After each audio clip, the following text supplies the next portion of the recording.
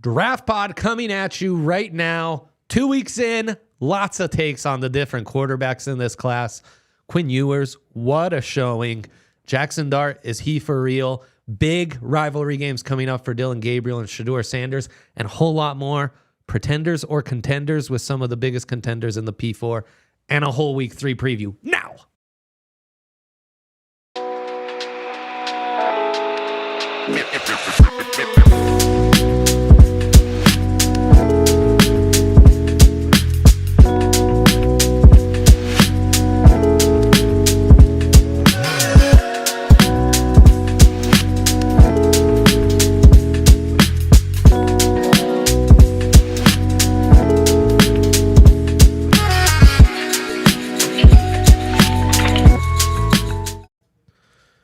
DNVR Draft Pod. Let's go. What a week. What a day. What a time to be alive.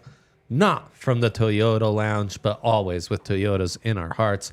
Check out Toyota and join the Toyota chat, one and all, with my guy, the Schwan man, Jake. How are you doing, brother? I'm doing great. How are you, man? Oh, I mean, we're in the thick of to hear it. CFB draft, NFL season. This is what we live for, right? Conference expansion news. It's all happening. It's that time of year. NFL's even in action.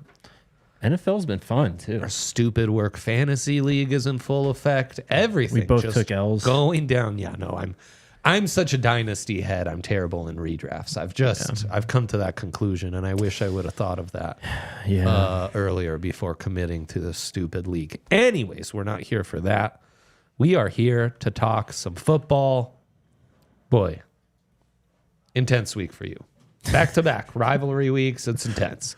It's intense right now. We're in the football mist. You dabble with some Michigan football.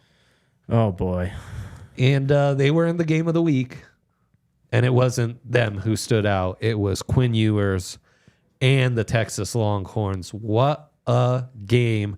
I think back-to-back, winning in the big house last week and handing Alabama Nick Saban his biggest home loss, the only double-digit home loss he had in his entire tenure running the Tide. I think those are like the two biggest road games a QB prospect could possibly have on his resume. Michigan obviously has its issues offensively. Defensively, preseason, we were highlighting a lot of those prospects on the defensive side, and it didn't really seem to matter. Ewers had it all going on, man. It was an impressive showing. So instead of rambling any longer, what were your takeaways from that? Yeah, Ewers looked great, but my biggest takeaway is the game plan that Sark came out with, man. I mean, he diced up Michigan. That defense, I mean, it is one of the best in the country, but everything that Michigan tried to throw at the Longhorns, there was a counter to, and it was like perfectly timed. It was just a clinic in scouting and coaching and game planning. So it was. But yeah, Texas, I mean, they had these weapons. They're actually running the ball. That like a narrative around them was, can they run the ball with all these running back injuries? Well, they throw in Ryan Wingo, the freshman. He gets a 55-yard gain, and then it's just like, it doesn't matter who's touching the ball against this Michigan defense. Oh, I know. Isaiah Bond looked great. In the trenches, they look like a true national title contender. Yes. Both Both sides of the ball, they really stand out. Ewers, though, we all know about the huge arm. He's just got a rocket launcher. This game was so impressive because he's manipulating the pocket. Yep. He's moving around. He's showing really nice accuracy in the short and intermediate game. Super confident. Like, he's a master of that offense at this point. Yeah. And then touch. Like, some of the subtle things, which is really what he was missing to his game because he's such a boomer bust, raw, super talented, big-armed kid. That's the stuff that really stood out, that was really impressive. And yeah, I mean, I ask you, is he QB1 going into week 3 for this 2025 draft class right now? Does he feel like that to you? Right now, I think you have to say so. We were critical of him in the offseason. We named all those issues you just mentioned, and through 2 weeks, he's looked like he's really improved in all those areas, and he's just taken, as you mentioned, complete control of this offense. So that's what you want out of a franchise quarterback. We knew about the arm and the kind of playmaking, improvisational skills, and it's all still there. So if he continues on this trajectory, yeah, he's an easy like top 2, top 3 pick. I kind of feel the same way. He's one of the least athletic top quarterback prospects we've had in a minute. Do you have a good comp for him? Is Geno like a rich man's Geno Smith? Is there something there? I do worry. Like the comps I come up with aren't great. Like he reminds me a little Mac Jones in some ways. Mm-hmm. He's got a bigger arm though. He does. And he's not usually these big arm guys. They're pretty big. You're usually thinking of a guy 6'4 plus, 225 pounds. Stafford? Like 6'2", 210. Stafford might be a good one. Now that's way back when. Yeah. I was not. I mean, doing like me big either, board but just rankings comparing or the mock NFL drafts play back style then. to what we saw. It's a good one. That's a good one. And then I mean Sark. Wow. What he is doing has been super impressive, man. On this show, when they hired him, I was like, man, I think this Super might be the impressive. hire to finally get them back. And they are looking every bit the part. They keep getting better, too. Yeah, 100%. Eric Simmons in the Toyota chat asking, Broncos are going to draft a quarterback.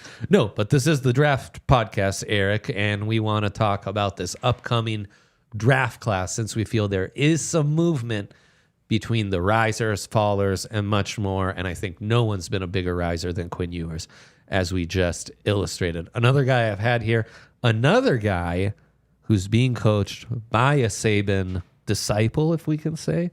Lane Kiffin, though, with Jaxson Dart, has him cooking. Not the best opponents for Dart and Ole Miss, but you can only face who's in front of you, and he currently leads the nation with 795 passing yards, 6 total touchdowns.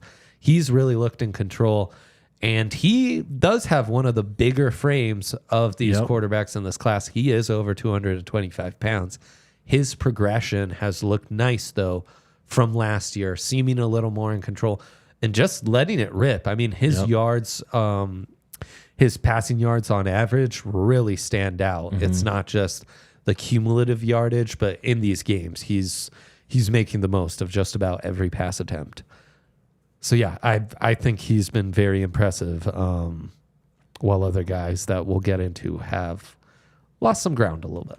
Yeah, he's been nice, and he's been on that upward trajectory too since he's really linked up with Lane in Oxford. I mean, that offense it's one of those offenses that when it comes to, March, April, when we start digging the film, it's like, how much of it is translatable? Great point. But, I mean, the guys out there, he's got one less touchdown than incompletions right now. He's got 6 touchdowns on the season. He's thrown 7 incompletions. That's crazy, especially when you're throwing at the volume he's throwing at. Yes. And for the yardage you're throwing at. It is Furman. It is Middle Tennessee. Yes. Their tests are going to come. That's the important thing. Starting with Wake, at least it's a Power 5 opponent. But you can only I play mean, one who's of in the front weaker. of you. I mean, that's just what he's doing. He's going out there and executing and looking like one of the best quarterbacks in the country. Yeah, he really is. We'll see in the big test. I always think back to, it was Paxton Lynch against SMU when SMU really stunk and Paxton threw for like 7 tuds. In what was kind of an underwhelming second half of his junior season, and that really kind of helped his stock stay up. Obviously, as we know, that might have been a bit of fool. Well, not might have been. That was fool's gold. 100%. So yeah, gotta take these schools and these performances with a grain of salt. Certainly, the same could be said as some of our, Travis Hunter hype in the last podcast against NDSU. That performance is gonna be put in a certain context when we're like in draft season and we're watching all the tape. But yeah, Dart set himself up really nicely, and he just looks the part of what you want from a modern NFL quarterback. He's got a loose arm. He lets it rip. He's a good game manager. He's got good feel for his offense. And look, he's not Lamar, but he's nimble in the pocket. He's not a Sneaky great mobility. runner, Yes. but sneaky mobility. It's great. That's great. Take a drink. That's a great code of draft language right there. 6'2", 225 too, man. That you had mentioned it. 225 matters. Yeah. 225 matters. And it's crazy how rare that's become. Quarterbacks over 220 pounds. Yep. That was like a minimum requirement back in the day. Yeah. Now it's like, oh man, boy, he's got standout size. I'd say those are the two biggest risers. Agree? I would say so, yes. We've had some nice performances from Kyle McCord. Mm-hmm. Very nice performance. Ohio State's former single caller who was, just ruthlessly kicked out of town by Ryan Day.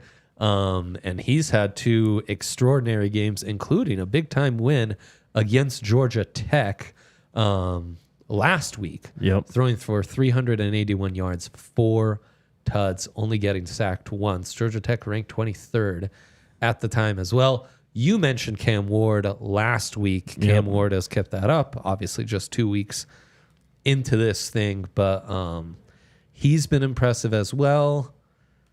Anyone else you'd bring up? Haynes King guy? Not really. Miller Moss had a solid performance. Miller Moss is the guy, yes. And then he's not draft eligible, and I've learned I've been saying his last name wrong, but Nico from Tennessee. How's his last name pronounced? I don't want to try. I heard a video of someone saying it, and I was like, oh, that's not how I've been saying it. Huh. Okay. We got to look into that. I'll show you after. But after Nico has really moved into, we're looking ahead to 2026. Is Raiola 2027? Yeah, he's a true freshman. I mean, I think that might be a name to keep an eye on as well going forward. I love when we can start to chart what the next couple years may hold for us. It's starting to come together. It really is. Cam Ward, ceiling? Oh, man. I mean, how high could he go? He could definitely be a first rounder. 223 he's listed at? Yeah. No. Oh my God. No way. Dre, I don't want to be a Cam Ward hater. I don't. I've just, again, and it's terrible. It's draft mind and gambler mind. Sometimes the wires get crossed a little. And when you lose me money, then it is the Bo Nix conundrum a little bit. You're right. You're exactly right. Cam can definitely go in the first round, though. You think? I think so. I think if they continued on this upward trajectory and he continues to ball out, especially in conference play, I think that it'll cause people to go look back at the Washington State film and have a different perspective on it.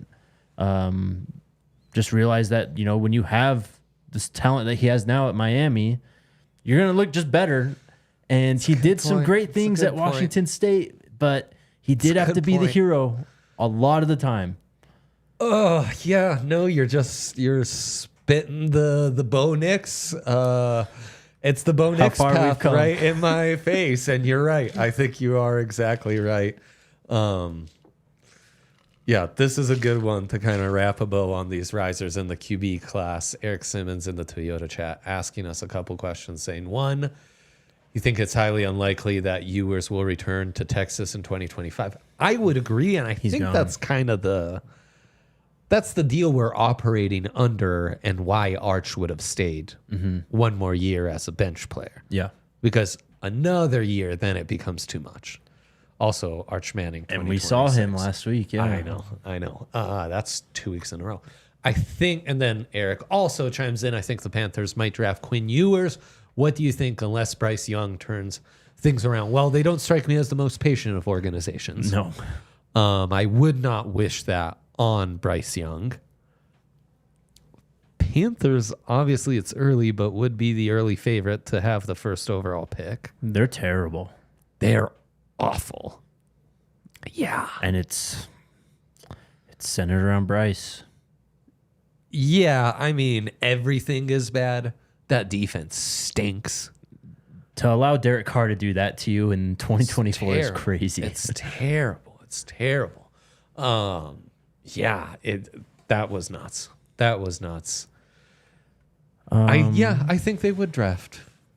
I think they would draft Ewers. As crazy as that sounds. If the season ended today, yes, I think that's the pick. Yeah, that's true. Boy, never like today is what I'm about to tell you about Coors Light ring Oh, true. let's hear it. Or this weekend, really. I mean, it was a rough weekend a little bit. First, everything that went down Saturday night, I didn't enjoy watching that. I did not enjoy that. And then Sunday, I liked the final drive from Bo. I liked what the front seven showed us. Oh man. But generally speaking, I wasn't having a good time. I was not having a good time watching one of the things I love the most, which is football on a Saturday or Sunday. Rivalry week. I know your mentions are on fire. Yep. What a great time to choose chill. Oh, we need it. I need it. Choose chill, you guys. Find yourself, take a moment, back patio it, rooftop here at the bar, maybe down at the DNVR bar. Have a cold one, have a Coors Light, choose chill with some Coors Light. Deep breaths, relax. It's all fun and enjoyable, and nothing like a good time. When the mountains turn blue, it's as cold as the Rockies. Coors Light's so nice. Had some at Coors Field a couple weeks ago. Oh, wow. It's like hits the spot so good. My stomach isn't what it used to be, but Coors Light treats it so well. Can enjoy a couple cold ones without regretting it later on. Make the most out of the times that you choose chill, especially these weekends with football. We got to enjoy them while they're here. Choose Coors Light. Get Coors Light delivered straight to your door with Instacart by going to CoorsLight.com/DNVR. Celebrate responsibly. Coors Brewing Company, Golden, Colorado. And, of course, our good friends at Bet365. Yeah. Wow, what a time to be alive with Bet365. Football season, week 1, smash the parlays. Week 2, college football season, less good on the college side. Michigan and Colorado parlayed. Yuck. What was I thinking? Yikes, Dre. But everything came around for me when I placed Bo Nix anytime touchdown plus 450. Cha-ching! Yeah. Been cooking something up for those guys. You'll want to check the app over the weekend. If you see DNVR's logo on there, do not be surprised. They're our official betting partner. They are who we place our wagers with. Check them out. Use our code DNVR365 at sign up. New offer for the fall. First bet you place, $5 minimum, $200 in bonus bets for you to play with all season long. Futures, Broncos spreads, parlays, SGPs, DNVR custom bets. You name it, they've got it. Nothing like betting on Bet365 in the fall. Check it out. Must be 21 plus, physically located in Colorado. Please gamble responsibly. If you or someone you know has a gambling problem wants help, call or text 1-800-GAMBLER. All right, Jake.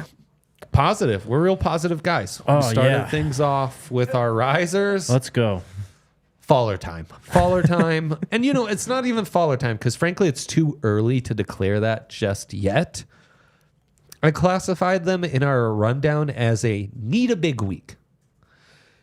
And we could start with Dillon Gabriel, who, for the Oregon Ducks, stats look okay. Yep. Evan Stewart, their stud wide receiver from Texas A&M, he's looked really good. They've connected on a few long bombs. Gabriel, though, has looked far too tentative in the pocket against some non-Power 5 opponents. Let's put it that way. 7 sacks, really close against Idaho. They need a field goal at the death to get it done. And just his feel in the pocket, the decisiveness and confidence, control of the offense that we praised Jaxson Dart, even Kyle McCord and Ewers in the first segment seems to be exactly what Gabriel is lacking for the Oregon Ducks. You kind of thought on paper, oh yeah, it's plug and play. He'll be Bo Nix 2.0. Hasn't quite looked that way. And on top of that, he's 6'200". So in college, he looks a little bigger and has to rely on his legs more than you'd want.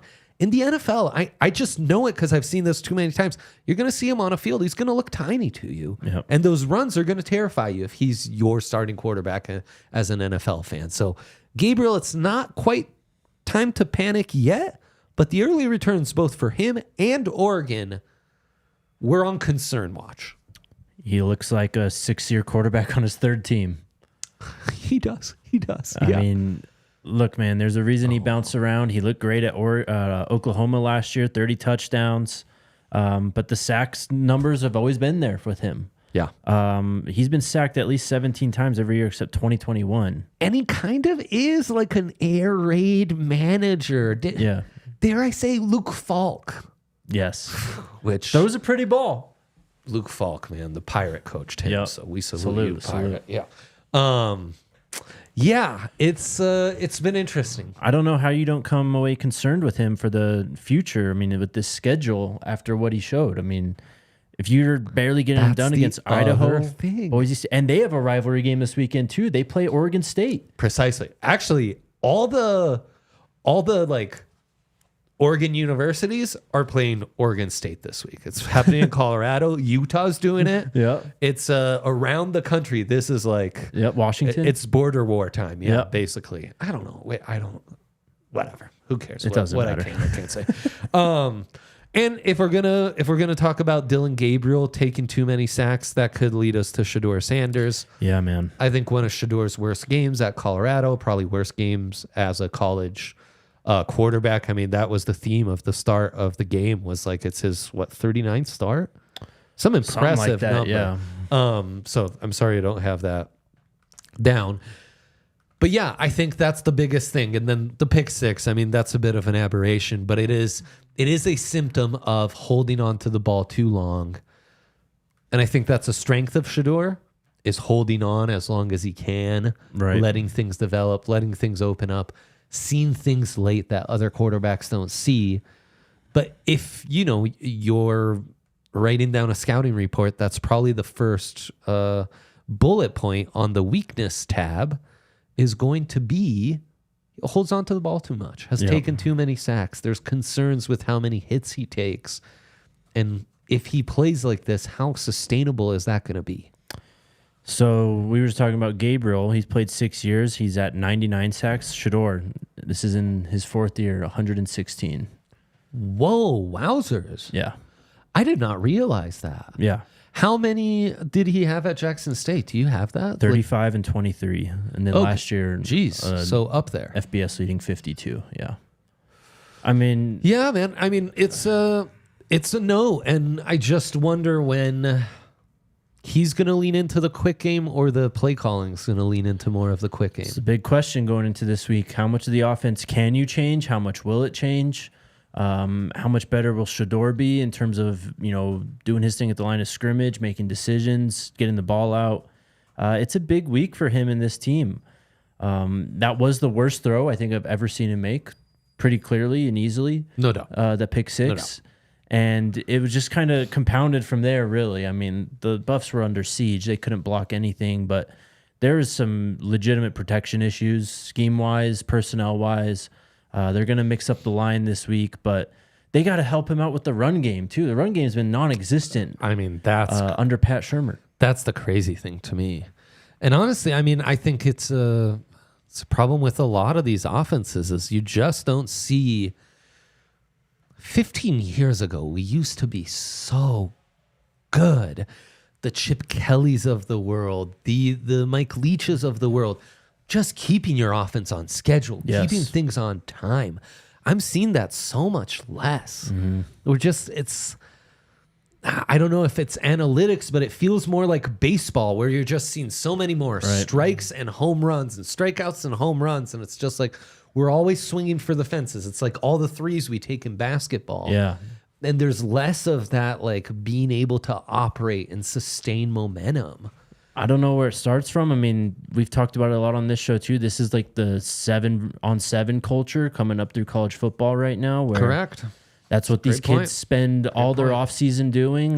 They don't really hit too much in practice. It is a lot of 7-on-7, and then you go into a game and you're expected to turn it up and embrace the physical element of the game. And that's what CU's struggling with right now is embracing the physical element of the game, striking first, and as you said, being on schedule on offense, because it's alarming that it takes only like one drive and then CU is just completely out of whack on offense when they have all this talent. 100%. I know this will be a big topic come draft season. And I see your questions in the Toyota chat. Please leave us a thumbs up as well. We will get to those in a sec. Give us some insights. What are Shedeur's pre-snap responsibilities as far as being able to call audibles, being able to call protections? How much of this is coming down to some of the pre-snap decisions that are put on his shoulders? So he's got a great relationship with Pat Shurmur. I believe that. And with the new in-helmet communication devices, it's like the NFL. It's up until 15 seconds, and then it goes off. And what Coach Prime has talked about in his weekly press conference on Tuesday was, well, I think you're seeing a lot more defenses changing their looks at that 15-second point because they're obviously not allowed to get input from the coaches at that point. Right. So I think a lot of that is when Shedeur tries to, do things to help out himself and the offense, and it's just they can't figure out blocking protections up front. There's a thread on Twitter right now of like the all 22 of that game on Saturday, and it's terrible stuff from the offensive line. Guys going in different directions. So I don't know if that's changing the play or not. I mean, that's impossible to tell looking at the film. Like, you'd have to talk to the coaches and the players to truly know when Shedeur is changing the play. But I'm sure some of it is because of that. And they were in a hostile environment. I'm sure they really struggled to hear down the field. Crazy. The atmosphere was crazy. I mean, I hope that kind of answers your question, but truthfully, I don't really know how much Shedeur is doing this and how much it is just overall play calling scheme and personnel. And I'll also mention, I think, I don't want us to be overreactive. It was a bad game, probably his worst game, but first game was also extremely impressive. Yes. And I think he remains firmly in the QB1 conversation. Without going too long on this segment, I also think the Riley Leonard at Notre Dame hype train has come to a screeching halt. He's a guy whose frame and athleticism I was super intrigued by. I thought he showed a lot of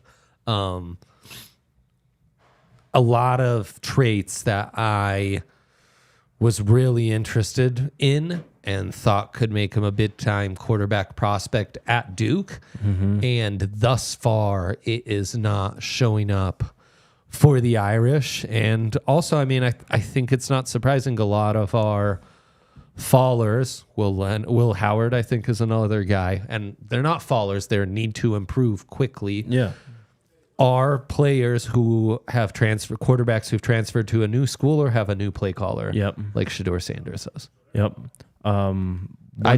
We expect everything to happen instantly because that's how the roster movement is, and that's not the reality of things. That's not the reality of football for the last 100 years. Yep.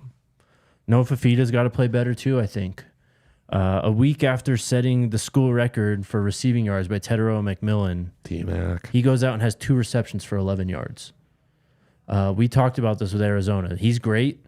Fafita definitely showed last year, but the surrounding wide receivers around him aren't that great as they were last year, and I think you're starting to see that play out. I mean, they played Northern Arizona 22-10. It's a bit like last year's Washington. Washington would against Texas, they look like world beaters the 2 times against Oregon. Yeah. But they struggled to beat Cal last. Arizona State. Yeah. Yeah. Right. Like the worst teams on their schedule, they really had a hard time with. Thank you to everyone in the chat. I love seeing this. Love seeing guys. Shout out to the chat. Bobby in there. So come one, come all. Keep asking your questions on the Toyota chat. We'll get to that in a second. But first, we got to give a shout out to Raising Cane's. Hell yeah. Our go-to all draft season long, riding that train into the season. Canes has been with us on all our draft content. We absolutely love it. Make a pit stop at Raising Cane's for craveable hand-breaded chicken fingers, all cooked to order and made just for you. I mean, look at that. Look at that graphic right there. What a beauty. You've got the chicken. You've got the cane sauce. You get yourself a drink, crinkle fries, Texas toast. That's football guy food right there. Sauce. Dude, the sauce. You're a sauce boss, aren't you? I am. Big sauce guy. We all know that. Yaya, you're a big sauce guy. Yaya's really the barbecue at Raising Cane's is incredible. Big marinade guy. Yaya is. I'm playing. the cane sauce, best in the business. Yeah, that's a deep cut for you. man. So for cook to order hand battered chicken fingers, race into Raising Cane's. Turbocharge your chicken fingers and get them even faster by ordering online at raisingcanes.com or through their mobile app. Raising Cane's chicken fingers, one love, baby. And then, of course, one love to our DNVR events. Fall, 'tis the season, 'tis tailgating season. Where were you when Russ came back to Denver and Bo beat Mike Tomlin's Steelers in his first ever home game and home win? Maybe at the DNVR Broncos tailgate. Yes, sir. Right at Sports so Fan on excited. 18th and Federal. All-time vibes.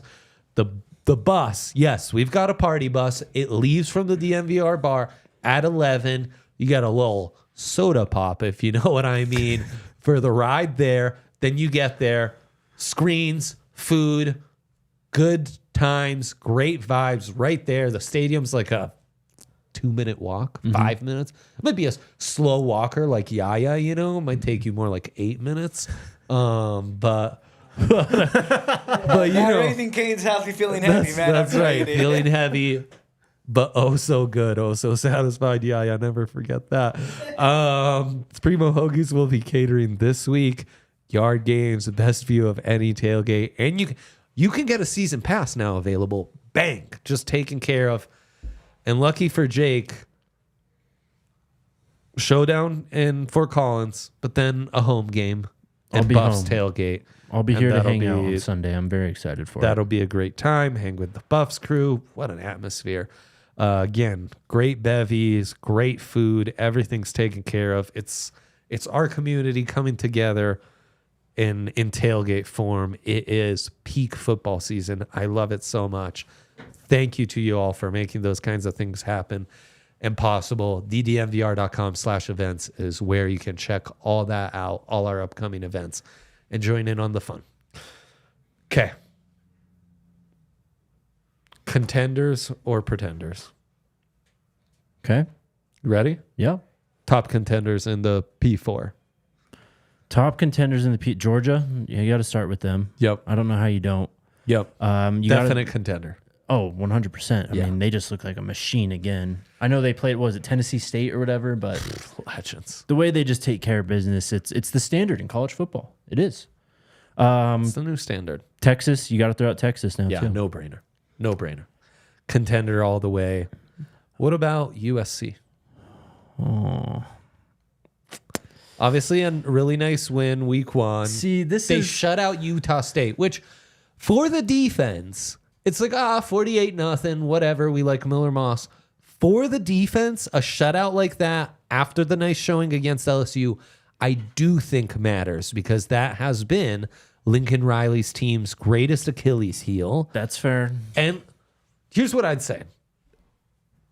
Forget contender or pretender for a sec. What the book thought Oregon was for the Big Ten, I kind of think USC is now. I like that take. I will counter it, though, and say Utah State was a team in turmoil weeks out ahead of the season. And They stink. because of, USC had Caleb Williams and they couldn't figure it out. I'm not going to be able to buy in until I see at least one, maybe even two big wins. Just because LSU a big win? LSU is a big win, but do we even know what LSU is at this point? No. I guess that's my They'd point. be in the pretender category, in fact. So I also don't think they've figured out defensively, and I think Brian Kelly's like not long for. can I just put them in like the top shelf and Wait just and say see. I'll wait and Wait and see category, of course. Tennessee. Are they wait and see? Like what I did, yeah. Whoa. Yikes. it's You're a big Nico, don't even try it. whatever his last name is. Nico Guy. I just call him Nico that. I, yeah. Contender. Yeah, they kind of look Contender. like the real deal. They kind of look like the real deal. This feels much more like the Hendon Hooker of Vols. Yes, exactly. Yep. than last year's Joe Milton disaster. Let's go in the pretender category. Michigan. Big pretender. They don't have a quarterback. That offense is a disaster. They don't have a quarterback. Forget not having a quarterback. They can't figure out how to run the ball with Donovan Edwards. And it's alarming. I mean, it's crazy. Boy. Is he Harbaugh really was only just good that. in big games? Like, how does that happen? Sometimes this just, or just against Ohio State. Yeah. Sometimes this does happen in college football where it's like, wow, Harbaugh was everything. He really was, man. I mean, and that's a team that really responded because 3-4 years ago, everyone was trying to get Harbaugh out. They were saying, oh, it's over. Michigan stood by him. They built this juggernaut of a program. Everyone leaves. JJ leaves. They have 12 draft picks, whatever it was. Like, this was inevitable. Yeah, I guess so. Not built for the long term, I suppose. Notre Dame. Pretender. Yeah, Notre Dame USC is going to be a big one when those two play each other. Yeah. Their schedule's so easy. They seem like a shoe-in to make the playoffs after they got that dub week 1 against A&M, was it? Yep. But, I mean, I still think they've got a good shot at making the 12-team playoff. Yeah. The defense, I think, is for real. I think the offense is worthy of the pretender tag. Yep. Oregon, we talked about them a little bit. The Idaho one is shocking, but their line this week against Oregon State's shocking as well. On the road, 16.5-point favorites.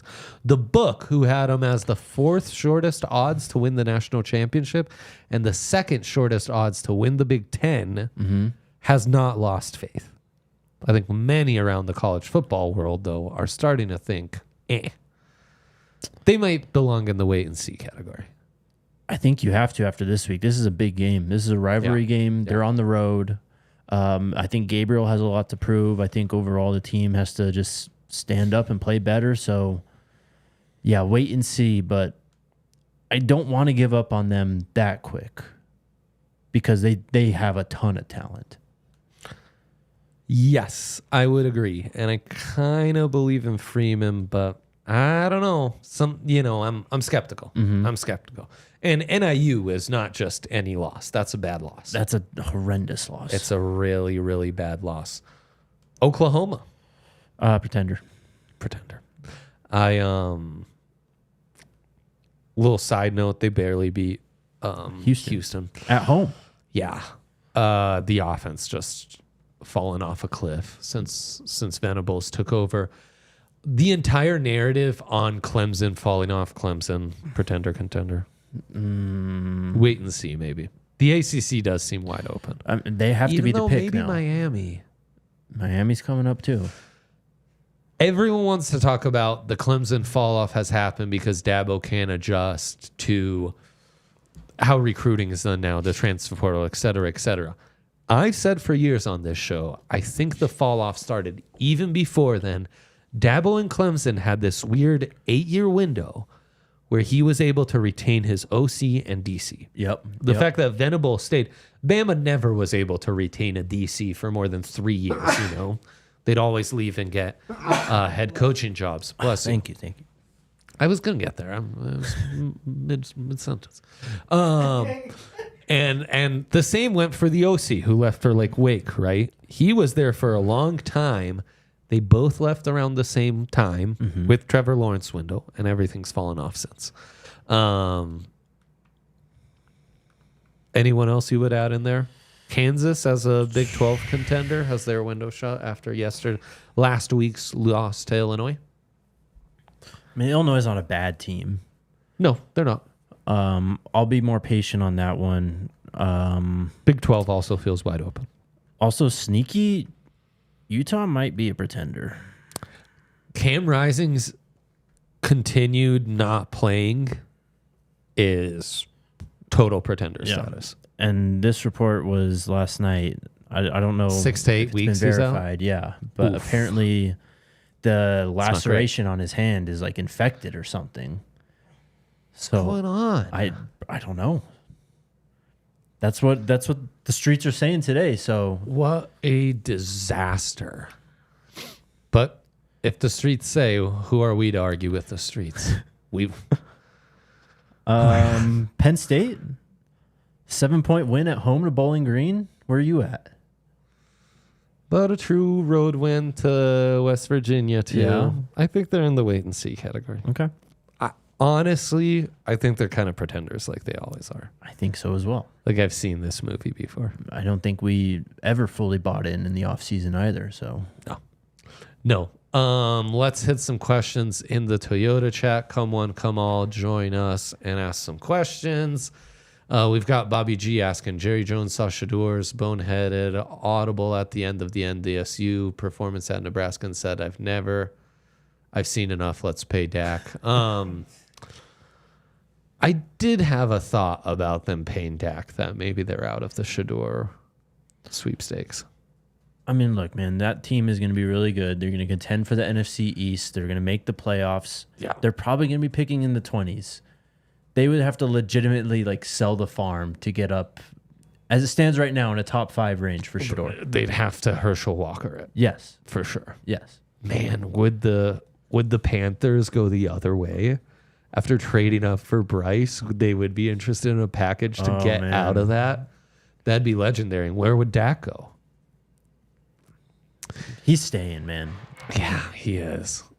What's this right now? You had to guess where Shedeur gets drafted in the first round. Oh, man. The Las Vegas Raiders. Yeah. Brady would need to play a big part in that. Because I think they're on the do not draft list right now. Who? Oh, The Raiders. You think so? I do. I mean, the Brady relationship is very interesting because Yep. Shedeur's tight with him. Correct. Looking through Tankathon right now. The Giants. The Goats. Whoa. He's the most New York quarterback. He'd be Eli on steroids. Yeah. Whoa. Perfect fit. Perfect fit. It's the G-Man. Tennessee needs a quarterback. Wow. Shots at Will Levis right there. Come on, man, please. I hope Kentucky UDFA is not listening. Sorry, Kentucky UDFA. Those are some good That's ones. the short list. Those though. are some good ones.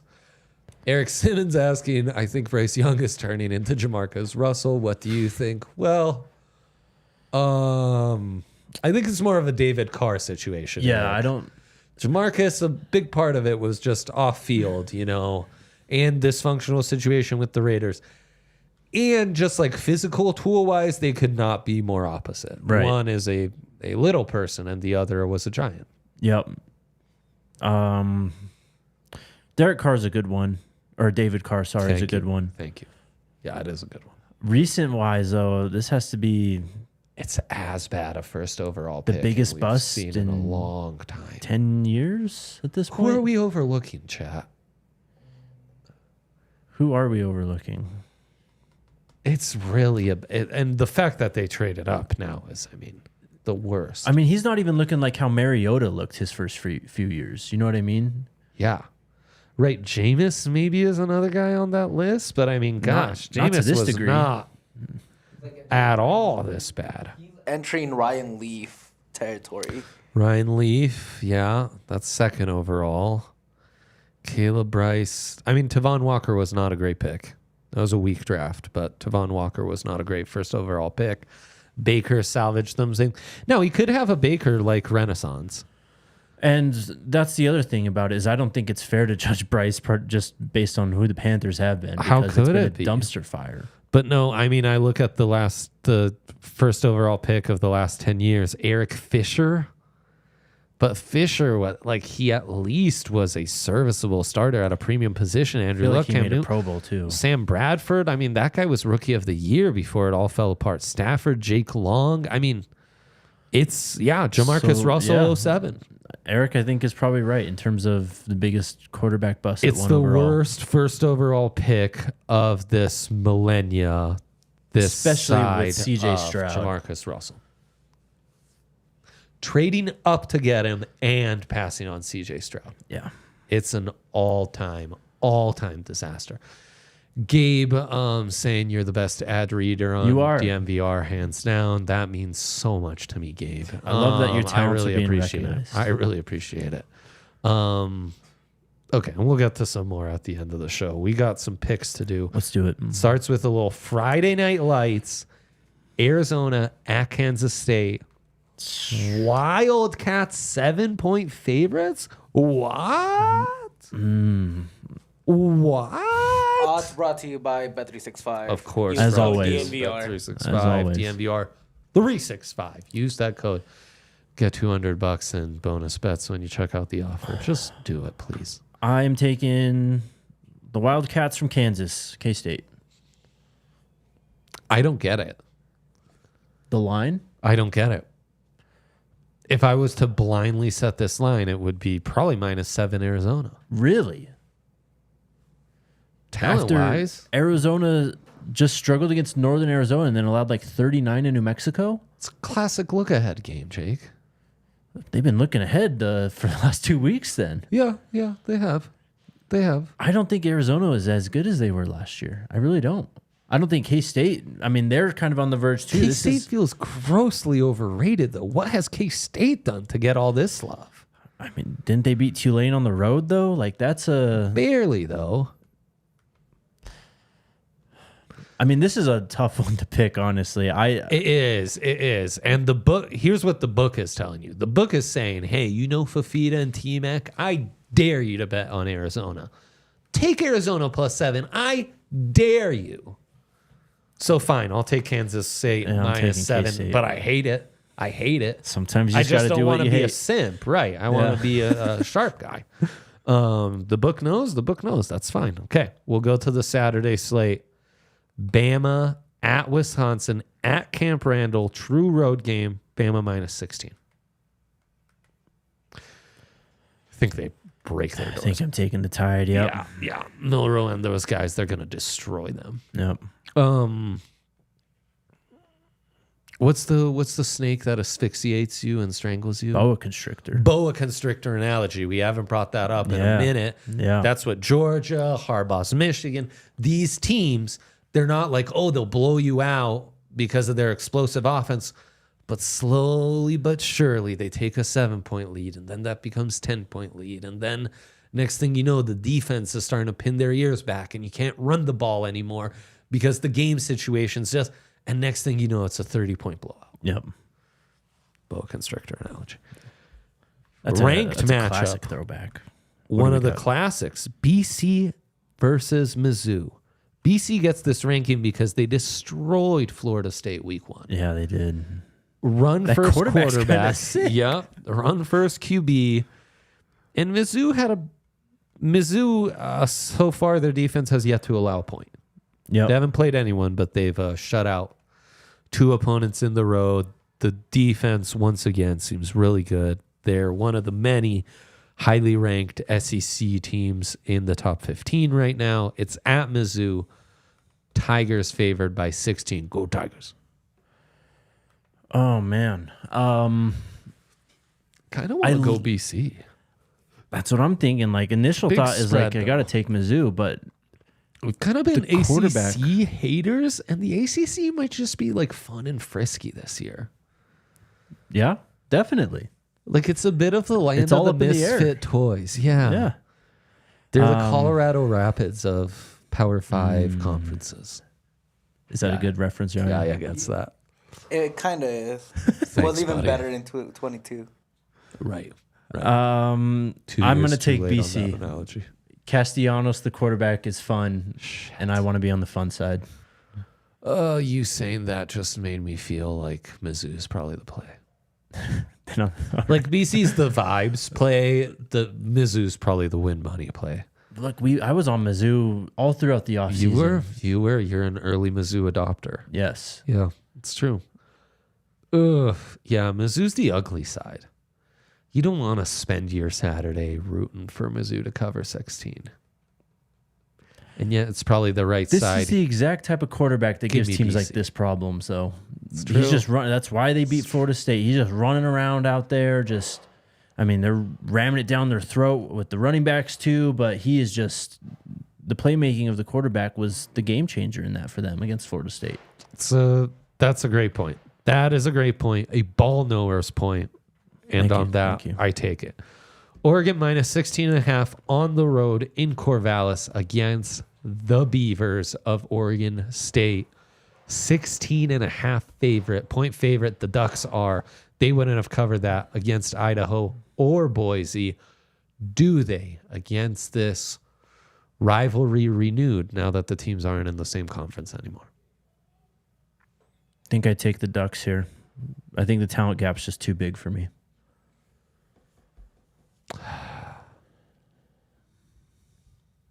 Oregon State lost a lot, man. Oregon does not deserve to be 16.5 point favorites. They just don't. I think the book's leaning into believing in the Ducks too long. I think you're right. And let's be honest, Boise State is a better team than Oregon State. I do believe 100%. With the way Ashton Genty is playing, yes. Get out of here. Yeah, Oregon State doesn't have anyone like that. They've got a few buffs, former buffs, actually. That's where Hank went. Shout out. He's been running well. Let's go showdown. Rocky Mount Showdown. It's probably the first you've thought of this game all week. Colorado at Colorado State. Did you know that? I just learned it, actually. Should we book a press pass for you for Collins? Oh, I didn't do that. Can you do that for me? Yeah, we'll get on it. No problem. Buffs, 7-point favorites. Last I checked, which was this morning. What do you think about this game? What about this line? Wake me up on Sunday morning and tell me what happened. That's pretty much how I feel. I think both teams are highly motivated. I think the road factor matters. I think both teams have struggled to keep sustain momentum offensively. And both defenses are questionable. I think the over's hot. I think 7's a bit much for a rivalry game. But on look, the road. Last year it was CSU who went into Folsom like all charged up. It's true. And they've been the ones doing the talking all off season. The Kim Norvell stuff, his son, what happened last night with the post from Tory and BFN, and look, man, CU. Of course, Nebraska's the biggest rival, right? And school history, it all makes it. We get that. This team is different because of how the transfer portal has affected them and how this roster's been built. And I truly believe that the team wants to beat Colorado State more than anyone else on their schedule because of what happened to Travis Hunter last year. Really? There are guys who are coming into this program, who are on this program. Chidozie Nwankwo, we were sitting down there in the bar with him, and he was talking about watching that game and how he felt like fighting someone after he saw that. Wasn't even on the team. I think that they will respond in this game. I think they'll be charged up. I'll take the Buffs -7. And while this is harsh, it feels like the season's on the line. So I think supremely motivated to kind of right the ship, get back on track. Mm-hmm. I don't know. Again, I'm hammering the over. I think it's Buffs, but I think it's Buffs by slighter than 7. That is my read on this. Close it out. Georgia, 24-point favorites at Kentucky. Why do I have a sneaking suspicion this is always the kind of matchup that gives Georgia trouble? There's 2 every year, and usually one of them's Kentucky. 24 just feels disrespectful, but Georgia enough. You lay enough 20-point spreads on the dogs, you're going to come out on top. This one, though, spidey senses are tingling. I think I take the Wildcats. I think I do too. Georgia's really good, but they're missing that explosion factor, I think. They've had in previous seasons. I think you're right. It's a bit of a Stenson Bennett Georgia vibe. Right. I feel like they get up by 21-17 or whatever, and they're just all right, we're here to manage now. It's not I don't think this team has the playmakers that they've previously had to just go, all right, just try and stop us every drive because we're going for the end zone every time. 100%. And Kentucky looked terrible last week. They lost 31-6 to South Carolina. Yeah, you're right. Bounce back opportunity against the number one team in the country. Overlooked at home. I could see it. Let's close it out with this question. Who do you think the Broncos should draft? I think an offensive lineman, says Eric Simmons in our Toyota chat. What are your thoughts? The Broncos are so devoid of speed and talent on the outside. Offensive skill positions. Yeah. Gotta bridge that gap. They need a difference maker at wide receiver, especially with the young quarterback. I'd take a tight end. Ashton Genty looks really good. By the way, Ollie Gordon. Bad. Stuck down. Yeah. We saw that coming, though. Yeah, I think offensive skill position would be the leader in the clubhouse. Probably wide receiver first and foremost. To me, that's the biggest need on this team. And Eric says, I think offensive line. I should mention that and read the whole thing, which I could see. I just think that's a bigger need. Look at how many drops they had on Sunday, man. Like, they need a guy who's just going to be an alpha out there at wide receiver that Bo can just go, F it, he's down there, type of thing. Guys who can create mismatches, who can, break some tackles. yak in the open field, yeah.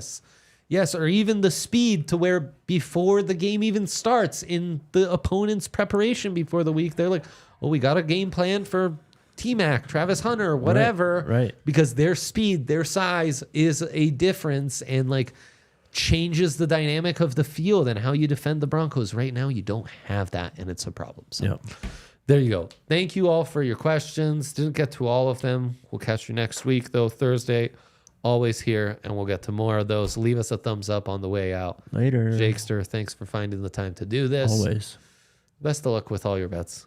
Later. Bye. We all silly like the mayor.